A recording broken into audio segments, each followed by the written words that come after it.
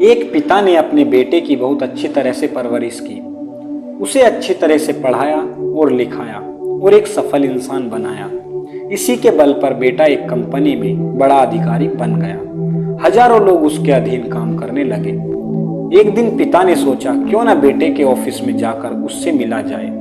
जब पिता उसके ऑफिस पहुंचे तो उन्होंने देखा कि बेटा एक शानदार ऑफिस में बैठा है और बहुत से लोग उसके अधीन काम कर रहे हैं।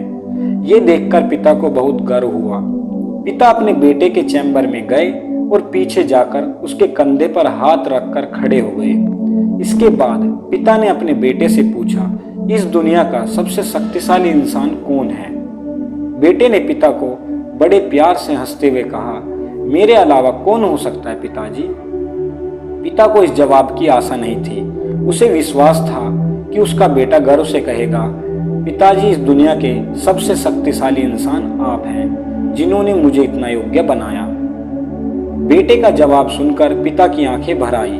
वो चैम्बर के गेट को खोलकर बाहर निकलने लगे। उन्होंने एक बार पीछे मुड़कर पुनः बेटे से पूछा, एक बार फिर बताओ, इस दुनिया का सबसे शक्तिशाली इंसान कौन है?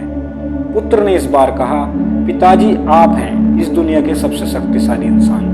पिता ये सुनकर आश्चर्यचकित हो गए। उन्होंने कहा, अभी तो तुम अपने आप को इस दुनिया का सबसे शक्तिशाली इंसान बता रहे थे, अब तुम मुझे बता रहे हो।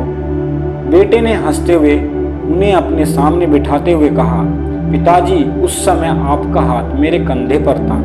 जिस पुत्र के कंधे पर पिता का हाथ हो वो तो दुनिया का सबसे शक्तिशाली इंसान ही होगा ना। पुत्र की बातें सुनकर पिता की आंखें भर आई। उन्होंने अपने पुत्र को कस करके अपने गले लगा लिया। सच है, जिसके कंधे पर या सिर पर पिता का हाथ होता है वो इस दुनिया का सबसे शक्तिशाली इंसान होता है।